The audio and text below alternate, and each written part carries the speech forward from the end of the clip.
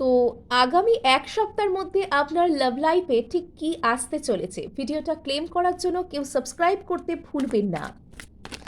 ওকে, একসাথে 3টে কার্ড এখানে উঠে এলো। এখানে রয়েছে নাইট অফ কাপস। আপনার কাছে কোনো অফার আসতে চলেছে। আপনি এখানে একদম নিজের পাওয়ারে যদি থাকেন, তবে কিন্তু আপনি একটা কোনো সলিড অফার এখান থেকে পেতে পারেন। নেক্সট, এখানে আপনার ব্যক্তিটি কিন্তু সম্পর্কের উপর হার্ডওয়ার্ক করতে চান। আপনাকে জাস্টিস উনি, ও ওয়াও!